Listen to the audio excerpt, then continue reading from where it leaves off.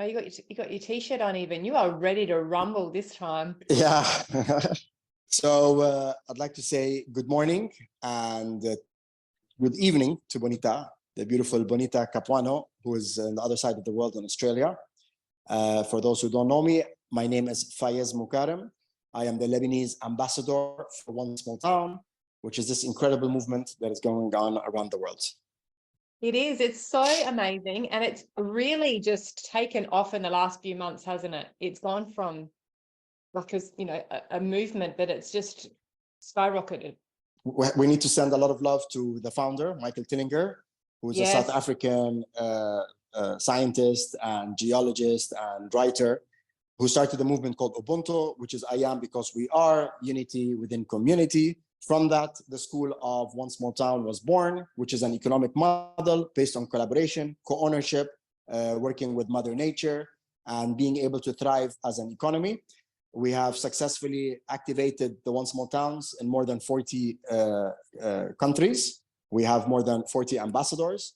And right now, it's actually thriving in villages like Ras Al Matan, One Small Town Ras Al Matan, which is a beautiful village in Lebanon. And there's 3 other villages that are following, where we are reminding people how much abundance there is in this beautiful world. Amazing. So good. I love that this is all coming. Why do you think now is the time? Why do you think it's now that it's really taking off? Like more people are coming along for the journey. So knowledge is power, and there's no longer coherency when we see that we are being pushed into a world of separation and fear and scarcity.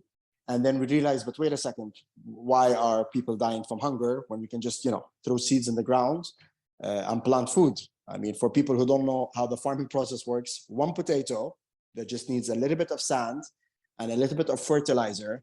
And fertilizer isn't this like crazy scientific chemical that we need to import from, MIT or something. It's manure. You can just use manure, cow manure, and anything like that. Once you put that potato in the ground, you get 7 back within 3 months. So the best business or partner to be in is Mother Nature and farming. And again, this isn't about growing tomatoes and apples. You can literally grow anything you think you need, from food to medicine.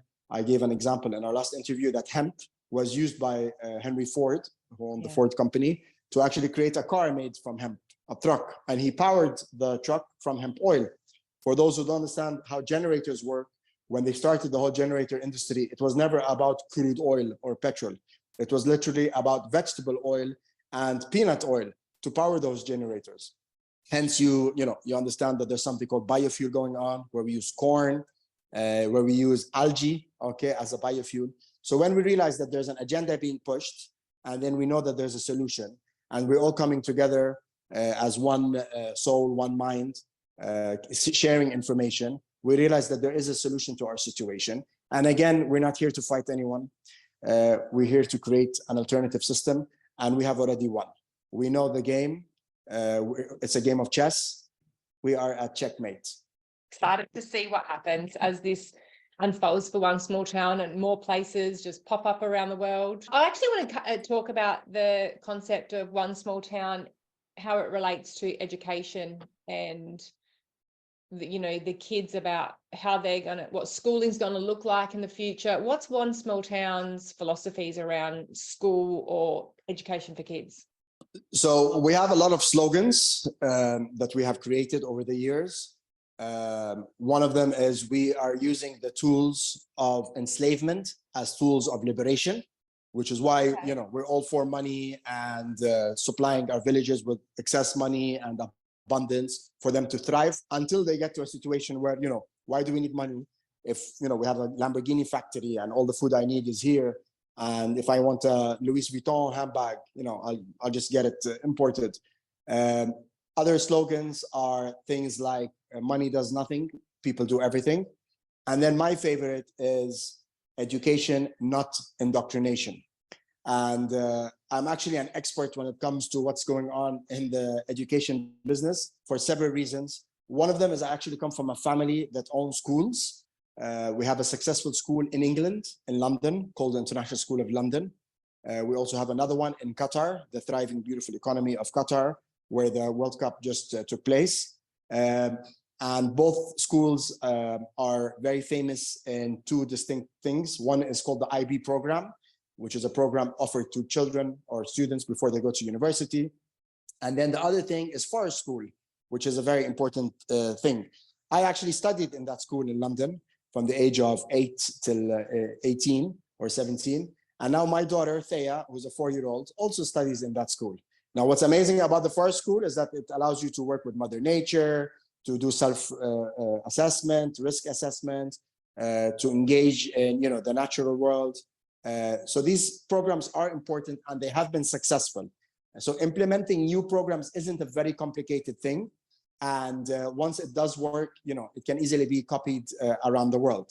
So to me, education is something that we can have access to. And I personally have been a teacher in my life. I've taught a language, I've taught a subject like quantum physics at one point when I was in South America. For those who don't know my background, I've studied management, I've studied aviation, private piloting, I've studied quantum physics. I'm a professional chef. I love Mother Nature, and I've been investing for the last 7 years in alternative energy, electricity, and everything to do with the health world. I don't watch TV, I don't follow sports, I don't have any nasty habits. All I do is engage in learning and trying to be the best father to my 4-year-old and best husband. So the education is a very important department because it's our perception of who we are, where we are, what we're supposed to be doing. And unfortunately, there has been an agenda to compartmentalize and to departmentalize the human race, where you are a lawyer, or you are an accountant, or you are a chef, or you are a teacher, okay, or an engineer, or you're going to play sports. Why not be someone that can engage in all of these subjects and empower yourself? I mean, if I'm going to have someone work with me as a doctor, what do you think is going to be a better person? A doctor who's only studied medicine, or a doctor who's been a chef in his life, or a doctor who's been a chef and a psychology major in his life? Okay, what we do is we add value to ourselves, and we realize that we are capable of learning so much more than they have taught us. I mean, you have geniuses like Nikola Tesla, okay, who's actually invented more than 500 different technologies, of which 320 are patented. Things like AC, alternative current, things like robotics, radio, were all given by Nikola Tesla. Induction motor that Elon Musk uses now in his company called Tesla. The point is, Nikola Tesla spoke over 7 languages. How was that possible? Was he some genius in a crazy way? No, he's a human being that allowed his organs to take advantage of his surroundings, okay? And he was always at the right frequency and vibration, instead of, being put in a world of let's watch cartoons all day and let's eat sugar all day, and you're gonna do what you're told. So we believe that education is something that we should take back for several reasons. One, the human race or the students deserve to know about information that they don't know about. Second, we're about to change the world that they live in. So this idea that I'm going to go to school, primary, then secondary, then I'm going to get a degree, then I'll do my internship, then I'll probably get a job, then I'll start making money, then I should, rent a house or an apartment, then try and get married, then get a mortgage. The whole process will be eliminated, because you will start your life in a world of abundance, where your food, your electricity, your internet, your school, your health center, a clothes factory, toys factory are all available for you. You are the owner of these products on these companies. You will be receiving goods and services. You will be receiving dividends, money, okay? And you have access to the whole world. Because again, one small town is not about isolation. We are not here to isolate ourselves in some village and, grow tomatoes. We are about abundance. We are about technologies. We are about using robots and AI technology. But most importantly, we are about integrating the 195 countries around the world to work as brothers and sisters and share their technology. So this new paradigm shift that's taking place, and it's not something we want to do, we're doing, okay, and it's being played out in Ras al requires a specific interference, especially in the education, because all of a sudden, you've changed what they know of reality, which is why it's a very important subject. I want to just say a quote that I had just sent you, and I would like to repeat it at the end. And this is one of my favorite quotes. And it is: the illiterate of the 21st century will not be those who cannot read or write, but those who cannot unlearn the many lies that they have been conditioned to believe and seek out the hidden knowledge that they have been conditioned to reject. An example is a relative of mine. I'm not going to name her, but she has a PhD. We talk science, we talk facts. When she asks about evidence, I give her the evidence from PhD doctors or engineers, and then she can't even get herself to look at the evidence. Okay, there's a programming that has taken place, and if that information doesn't come from a specific peer-reviewed journal, or her direct boss or professor gives her the green light to read it, she no longer can. And we see things like this taking place in religion, and we see things like this taking place in the world of mobs and mafias. Well, it's evident now that that quote is on point, because who we thought was smart has turned out not to be smart. That academia smart, where you're using your brain, that's what, the old school mentality of that's what smart is. But then they're not the ones that know what's going on and aren't able to evolve. They've stopped their evolution when they went through the system and then stopped their evolution of growing. This is part of an agenda, a pyramid of information. I always give an example of the Manhattan Project that took place in New York and I think also Canada, where there was 100,000 people involved in creating, at that time, a nuclear bomb. Now, only 9 people out of the 100,000 knew what they were doing. And I have very close friends in the military. Some of our ambassadors are very high up in the military. And we have so much information on how the compartmentalization actually takes place, and nobody knows what the other person is doing. And when you have situations like that, you can literally take over and control information, especially in very important fields like science, fields like health, education, our history. Okay, I mean, anyone that knows science or information technology and physics should be a student of people like Faraday, like Maxwell, like Charles Steinmetz, like Nikola Tesla. When you start talking about people like Einstein, and that's more into theoretical physics, that's something that cannot be touched. It's just, stories and information on the board.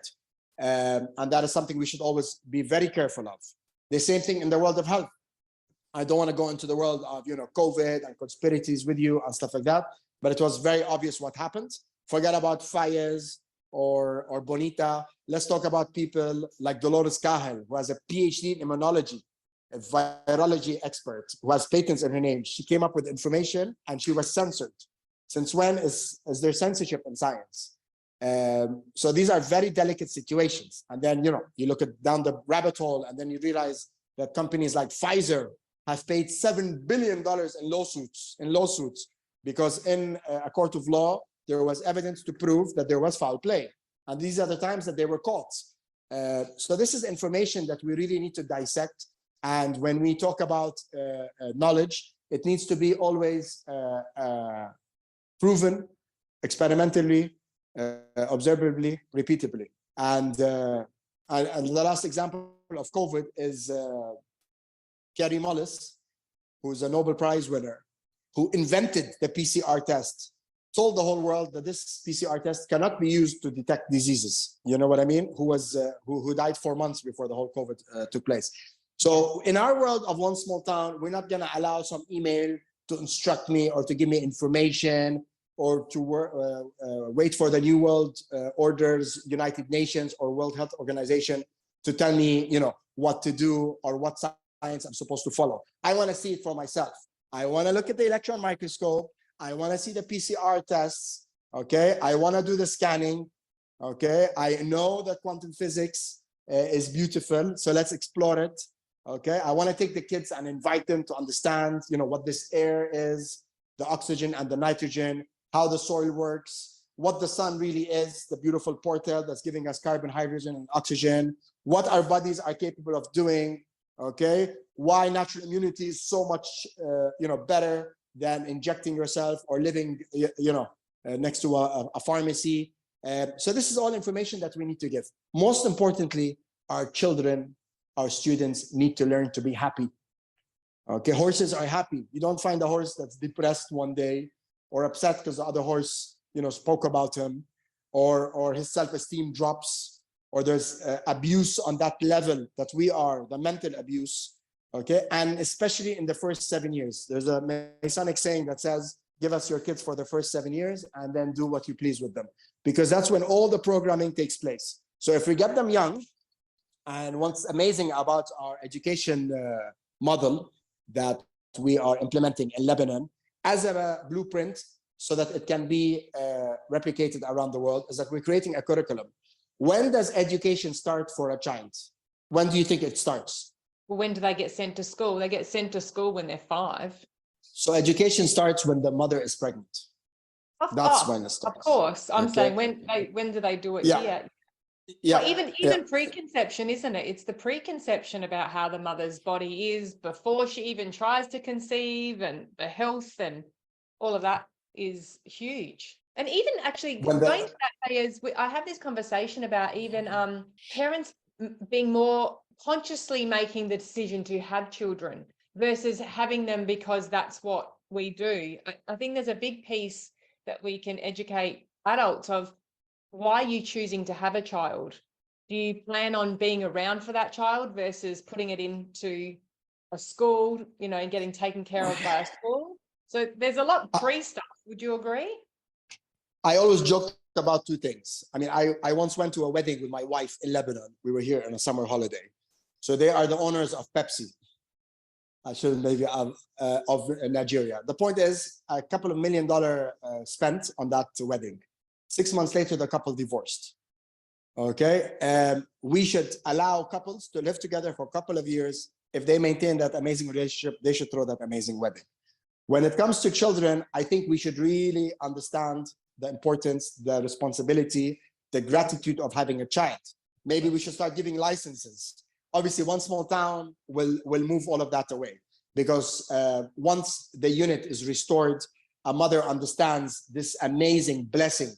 I mean, I said in our last interview that a woman is superior to a man, because a woman is a stargate, bringing souls from different realms. Okay, you are superior in your compassion, in your intuition, in your clairvoyance, this capacity you have to raise a child, while the man, can offer so many other things. It's very important. So yes, the education is important, not only to the children, but to the entire community, to the parents, to the mother, to the father.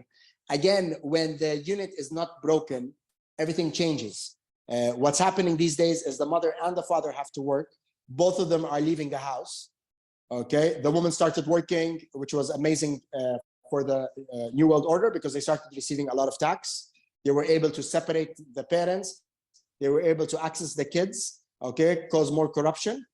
So there's a lot of motives behind that. I'm all for men and women, being completely equal. But when it comes to that period of raising a child, that 3, 4 years, 5 years, I mean, I don't want to get very personal into my relationship with my wife or my daughter, but my daughter spent years breastfeeding. And that is a world of magic on its own. You're getting all the immunity, all the antibodies. There's a computer program going on where the milk transforms and changes based on the necessity of what the child needs. So this bonding is very important.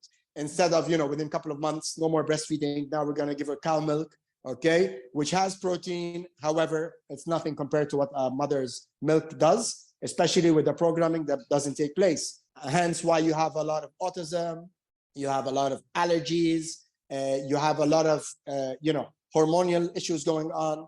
So this world will be activated, where the parents will be restored to owning their lands, to having their food. I mean, this idea of the hunter and gatherer, where I used to go for hours to hunt, I think that was all nonsense, because they probably just had the cow tied, okay, on the corner, and once every couple of months they would slaughter the male cow, okay, or the male sheep, and that was it. And they had beautiful trees around themselves, and they had plants, okay, and they probably had water.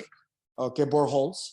So education is going to be very important to the parents and to the children, especially in this new structure that we are creating. It's like the prisoners, once they leave jail, a lot of them commit suicide because they don't know how to react with society. They don't know how to embrace this change. They don't know how to take responsibility. They don't know how to be alone. And this is all part of the system. A reminder that our beautiful America, which has a $22–23 trillion economy, is not an amazing America anymore. When 1 in every 3 is obese, when half of the population are diabetic, when 20 veterans in the United States Army are committing suicide daily, when 1,000 kids are being kidnapped daily, half of them come back, half of them are taken to islands, whatever it is, things are not looking so good. Millions are, in some sort of correctional phase. Unemployment is over the roof. We need to restore love. We need to restore unity. And one small town know how to do this. Remember, while I'm talking to you, I'm on more than 50 groups. I'm connected to every country in the world. Okay, I'm getting information like they're getting information from me. Okay, so this is power. I love this. I'm so excited for this new world. I'm so excited.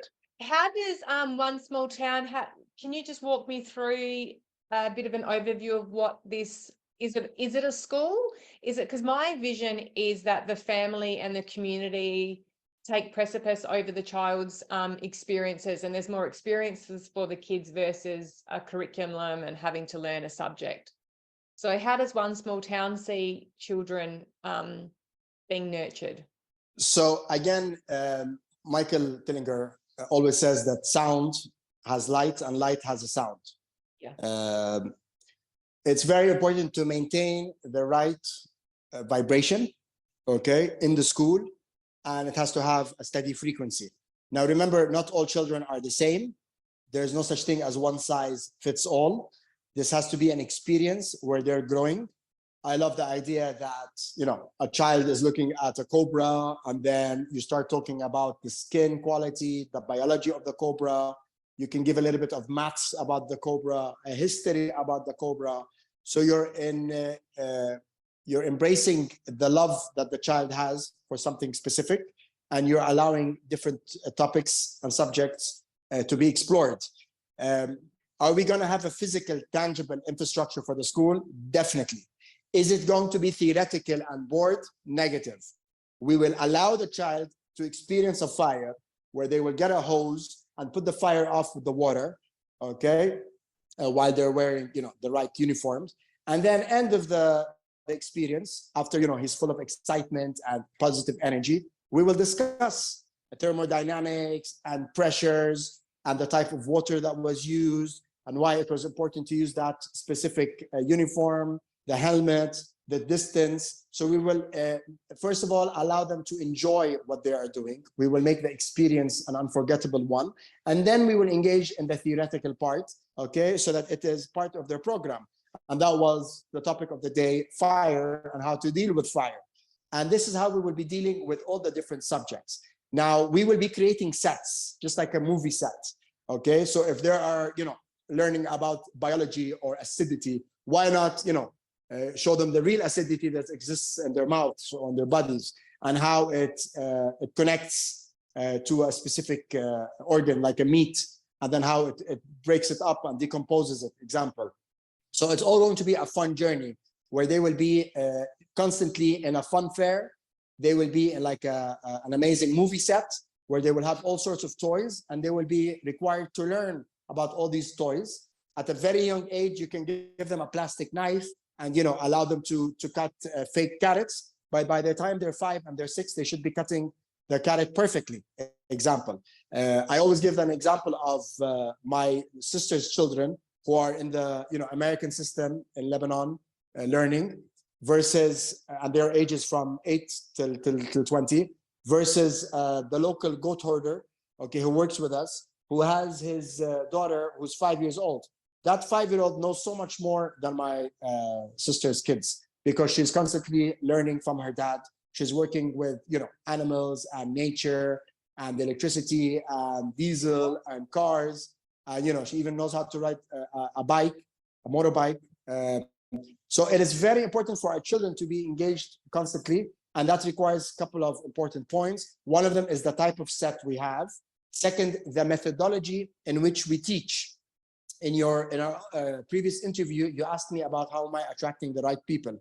Imagine in Ras Al Matan, which is the village we're in right now, which where One Small Town is taking place, a lady contacted me, and it turns out that this lady, who's self-taught, who has 3 degrees in education, created a methodology that's been peer-reviewed in the Middle Eastern journal called Hadatha, and she found a methodology in which she can access the mind, distract the front cortex, and allow kids to learn languages and subjects in an amazing way. And she connects that to their happiness and to the frequency they're on. And she even has small gadgets that she puts in the classroom to do with light and to music. So we're changing the methodology in which we teach kids. We're changing the curriculum. We're changing the sets, okay? And again, school isn't something that should ever finish. I mean, all of us should be learning constantly. The day you stop learning is the day, you shouldn't exist anymore. Because remember, we live in a holofractographic universe where there's always information. There's an input and an output going on. There's a toroidal energy going on. So we're supposed to be learning and giving. So these kids will learn. Now, in our world, in our curriculum, we see that by the age of 9, our children will have their BS or Bachelor of Science. By the time they're 11, 12, 13, they could easily have a couple of PhDs. By the time they're 14, that's it. They've learned about all the technologies, all the knowledge, understanding the power of breath, farming, how to use a sword, how to build a radio, how to be a carpenter, a plumber, okay, musician, singing, sports, what this construct is, and most importantly, how to work in collaboration, in co-ownership, okay, in cooperation with their fellow brothers and sisters, and how amazing this structure is that we live in. And in order to get there, you need to break a lot of the programming that has been taking place. How many times have you heard that there's going to be a war over water? How many times have you heard there's going to be a war over oil? Oh, yeah. Over everything. There's a war over everything.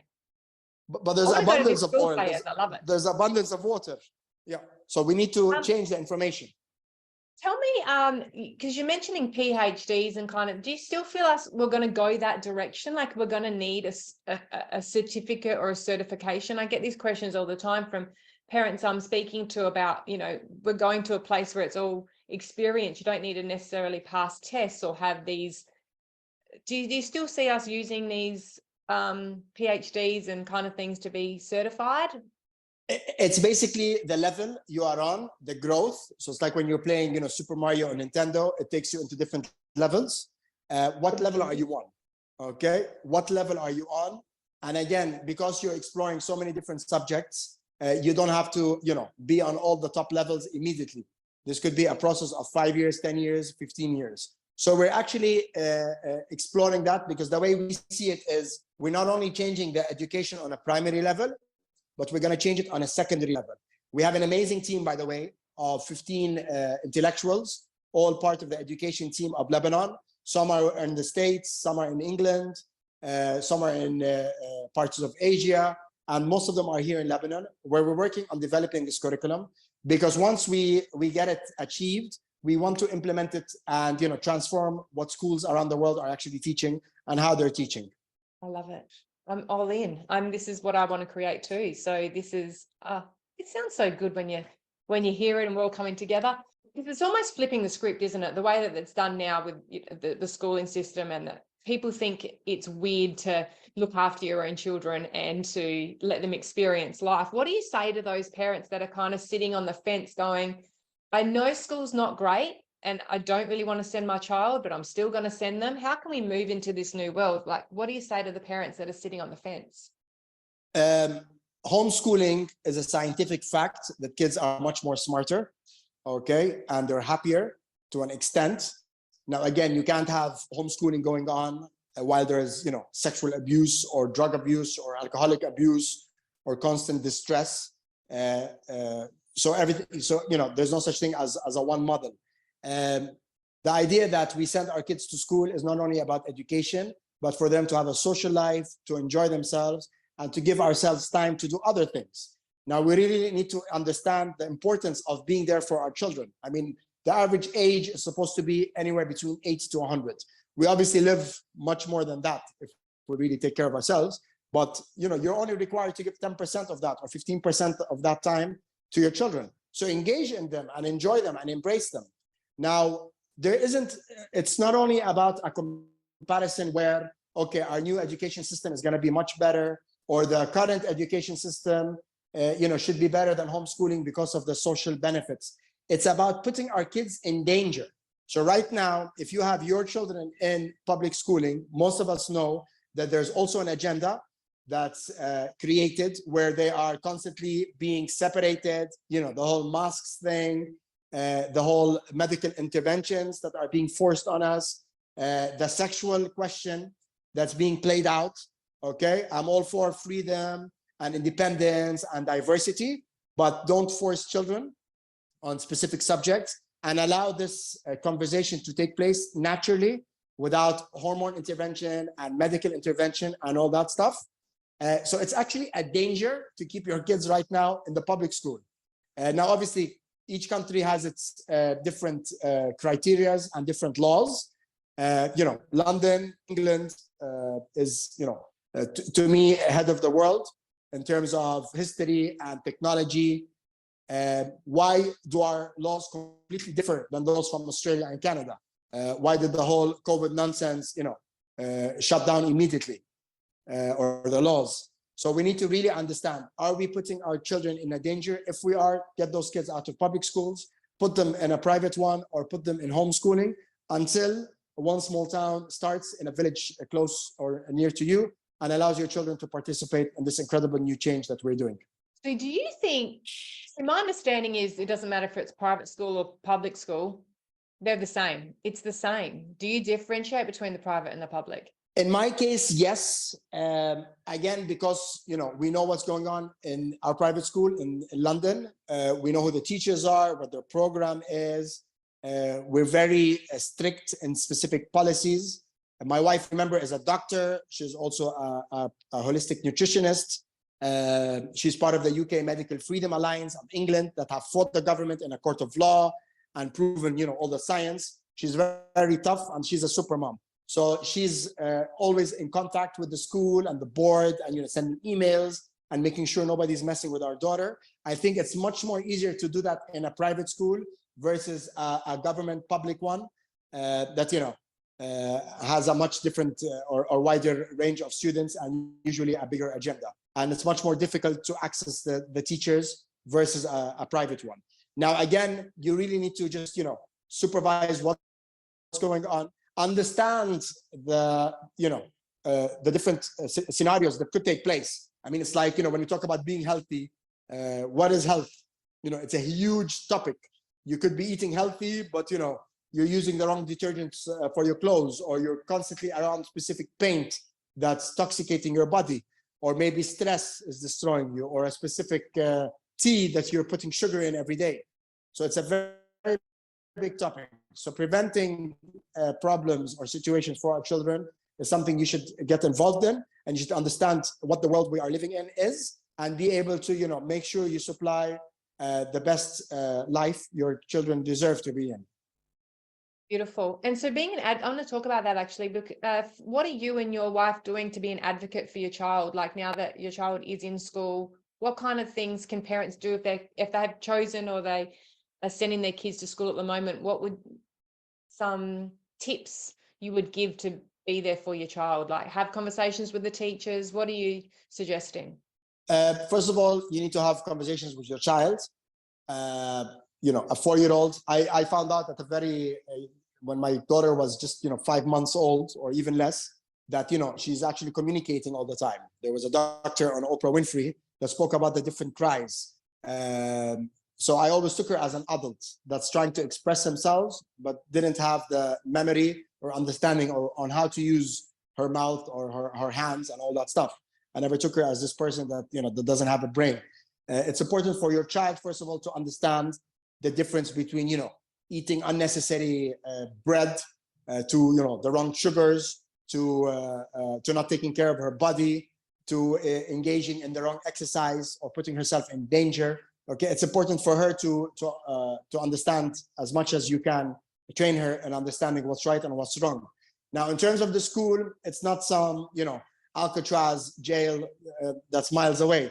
It's, you know, it's your local school. You're supposed to know about the infrastructure, know about the teachers, what's the curriculum, what are the classes, what is she being taught, is that healthy for her, are they using the right methodology, is it safe, is it secure, are there any complexes being created, are there any unnecessary programming taking place, is she being bullied, okay, does it smell right, are they allowing her to rest, to relax, are they communicating with you if, you know, she's in distress or she's in pain or she just fell, okay, are they respecting the menu that you've given for your daughter? I mean, my wife has, you know, had done a terrific job in not introducing sugar to my daughter. She tries to use alternative at all times, even stuff like gluten to the power of 10. So she tries as much as possible to engage with her teachers. And if they're going to give a cake, she gives them the flour and she tells them, please use this specific brand of flour and use it for all the students. So she tries to interfere as much as she can in that way. And, you know, these days it's much easier because there's WhatsApp groups, there's more, you know, communication going on. There's Zoom meetings that are taking place. There's reports. We're constantly being giving, you know, pictures of our daughter's daily activities, at least one day yes, one day no, or every other day. So you need to, you know, make it happen, get involved, especially in the first 7 years of your child's education, because after that it becomes very difficult after the program has been implemented. Mm, yes, and even the first 7 years for your gut health are so important on building that microbiome and having all of that beautiful, so reduce the chances of any diseases and illnesses, and because your gut speaks to your mind and the mental illnesses, you know all the stuff, so Yes, so important. That 7 years is so important. definitely. And Yeah. especially epigenetics, you know, biology of belief is real. Mm-hmm. Bruce Lipton, he has a PhD in cell biology, proves it scientifically. And he always talks about stuff like the honeymoon effect. When you're happy, you know, how your health improves. So we need to take all that into consideration. Again, we live in a world of collaboration, cooperation. This idea of competition exists in specific breeds or animals, but it doesn't represent Mother Nature. As I had told you before, Susan Simmert, a PhD in forestology, explains how trees speak, how they communicate, how they help each other. And I've read a nice book called The Secret Life of Plants, where a CIA expert puts lie detectors on plants, and they end up, you know, that they all have extrasensory perceptions. They recognize when somebody's hitting them or abusing them. So we all have to go back to communicating. And I like the saying that says, the only thing necessary for evil to triumph is for good men to do nothing, something like that. We need to step up. We need to interfere, okay? And we need to take back our rights. Now, how are we gonna do that if we're working 50-hour jobs trying to pay rent or pay electricity or pay our insurance? This is all part of the programming and the evil agenda that has us completely occupied. And anytime we literally have, we're spending it on our, you know, trying to get our dopamine levels back by watching TikTok, short reels, or WhatsApp, or Facebook or YouTube. And most of us who have businesses or are working in businesses actually need to use social media, and we're constantly checking what was posted. So this is all a distraction that's taking place. 100%. So what do you say then for while we're waiting for, not waiting, but what do we do? What are people, normal everyday people that are part of this wanting to create a better world? What is one or two things you would suggest that they do to help us as a collective consciousness move towards that new world? What can we do for the kid, like specifically the kids, I guess? What can parents do? Okay, first of all, do not approach your child when you are on a negative vibe, okay, or negative frequency. Make sure you start by loving yourself, by appreciating yourself, by loving this incredible construct that we are in, by understanding that we've already won. One small town is here. We are the ones that we have been waiting for.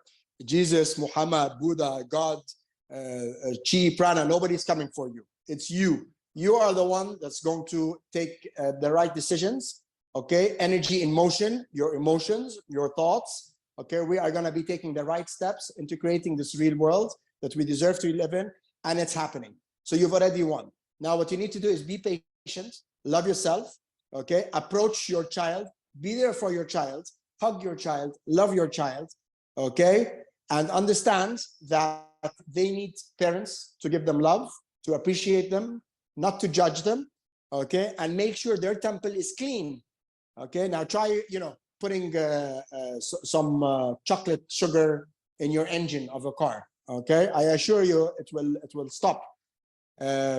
Get away from medications, anything that's addictive, okay? Do whatever you feel is right, but conservatively, okay? Do not abuse that part. Allow love to take place at home, okay? Allow dialogue, okay? And remember to keep your child in a vibration of happiness. I always remind people that there is no way to happiness. Happiness is the way. Until you can actually get out of this world where you're, constantly spending time on a survival mode instead of a thriving mode. So be there for your children, love your children, talk to your children, okay? Take time with your children. If he's playing with the ant, sit down, watch that ant, laugh, ask questions about that ant, answer questions that he has about that ant, okay? Anything can be fun. Remember, children are being programmed. So it's up to you to either embrace this world and explain that this is a world of love or fear. It's your direction. And get rid of the phones and the laptops and the computers and all that stuff. Minimize their engagement in it, okay? And make it a point for them to understand that school is about fun. Don't, some of us have teenagers that are 10 or 14 years old, and we're constantly stressing them and, expecting the perfect grade. Chill, relax, okay? Most of the most successful people in the world, didn't even finish university. The owner of KFC started the whole KFC empire when he was 65 years old. So don't judge your children in any way. Allow them to be themselves. Beautiful, Fayez. Good. There's still some what we got to do as individuals before we can pass that on to our kids. Remember, we already have an ambassador in Australia, and he's doing a terrific job. Okay, and I love him with all my heart. And most importantly, One Small Town is being activated, as I said, all around the world. So expect this change to come sooner than you think to a town near you.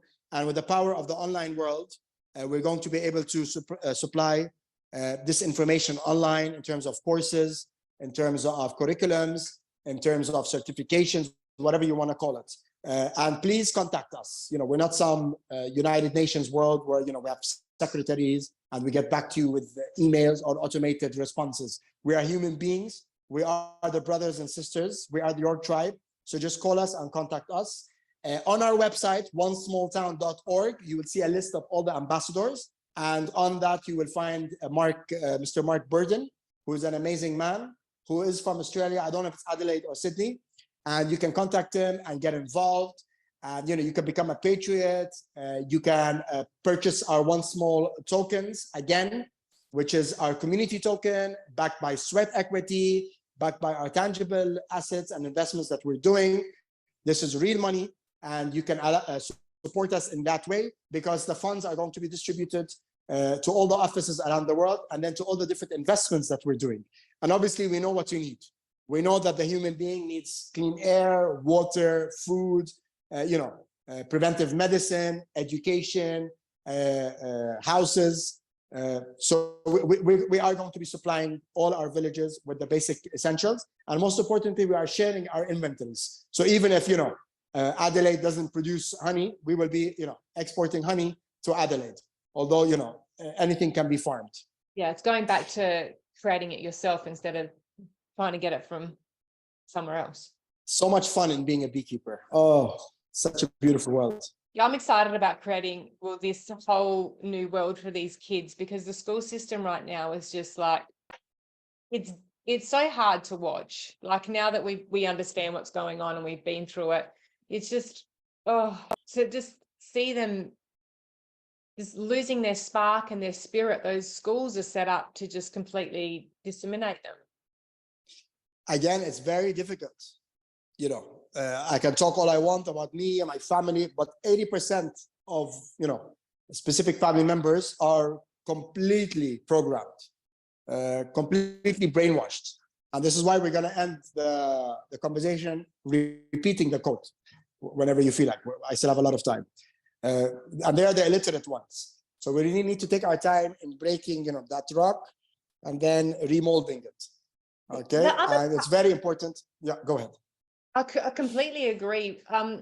What I'm seeing is with my conversations and, being part of trying to move them, even the ones that are doing the first 5 years at home with their kids, right? So there's a large percentage of parents that are staying home with their kids. They're not sending them to childcare because they don't want to immunize them. They're staying at home with them. But then when it comes to school age, like when they're 5 or 6, they end up sending them to school. Because what I think I've come to a conclusion is when it comes down to it, there is still a need for the materialism stuff. So they still want the career, they still want the money, and they're like, well, I don't want to look after my kid all the time. What do you see with that gap? What's your take on that? Are you seeing that too? Like, you see 80% are still not having that thought process. I'm seeing that too. Remember, there's definitely a left brain and a right brain going on. A lot of those, the illiterate of the 21st century have lost a lot of compassion and love. And there's, for them, there is no other way.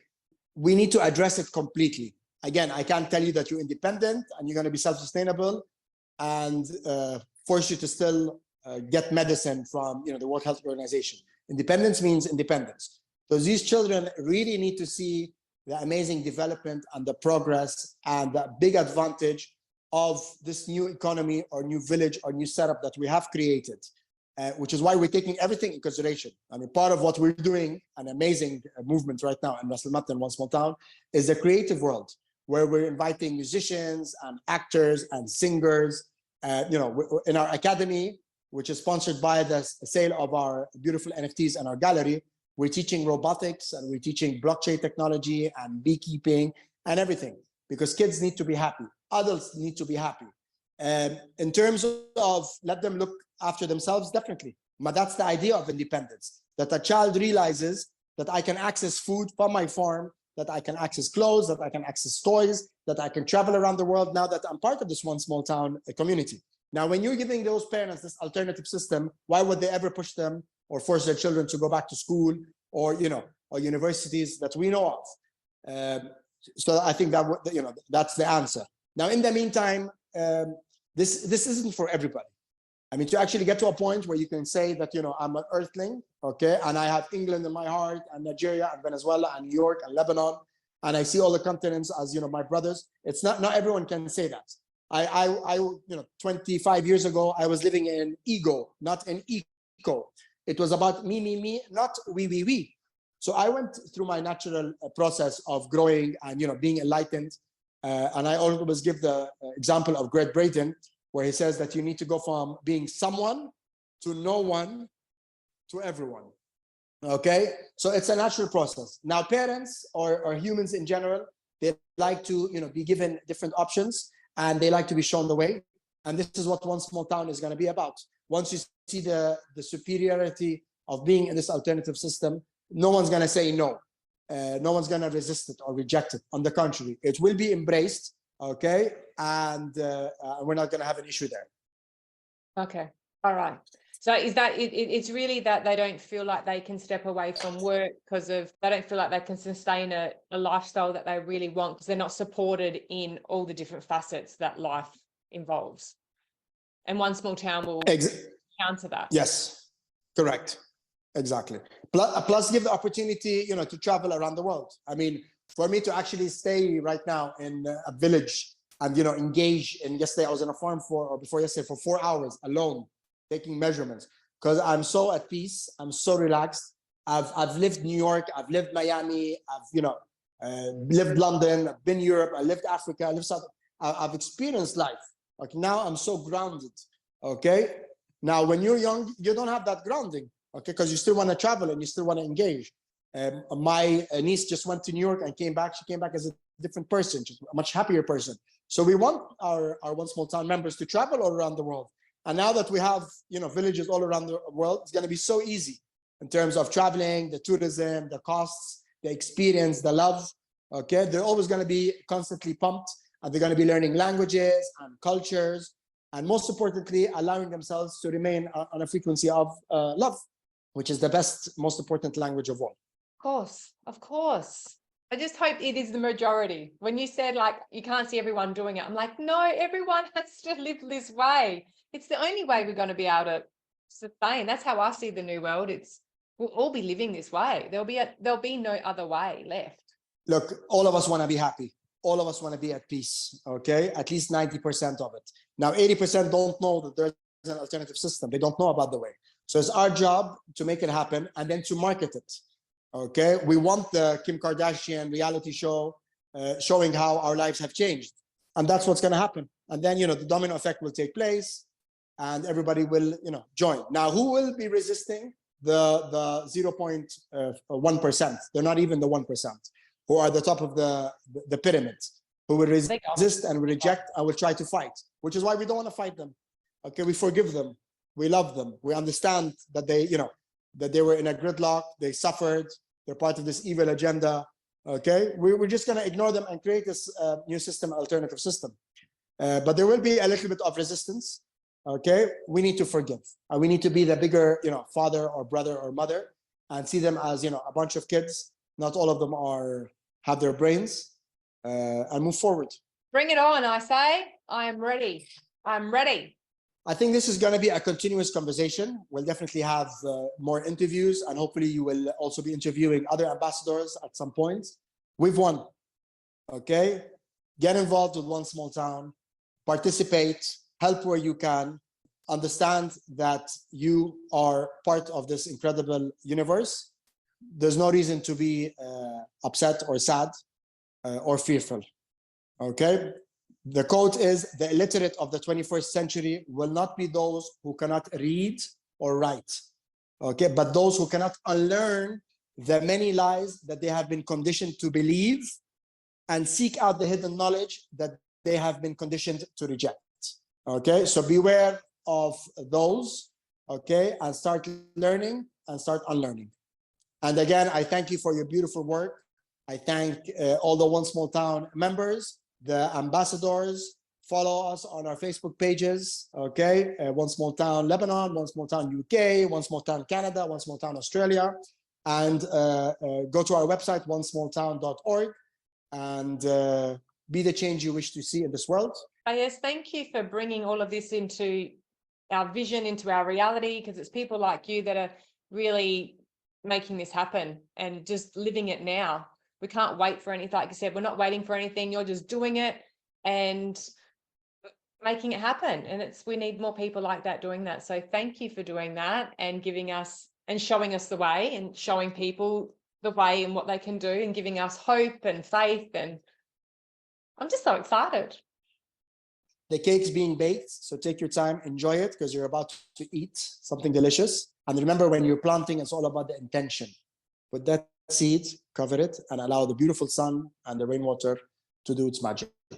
Okay? Be present, my brothers and sisters. Love to all. For anyone that has questions, you can always email me on Lebanon at onesmalltown.org. Okay? Lebanon at onesmalltown.org. One thing, in my last interview, I ended it with the yellow chakra. It's not the yellow chakra, it's the red one. Okay? The base one, which is the I am. Okay, so I am that I am. Love how you're just fixing that up. Great, thank you. Thanks, Fayez.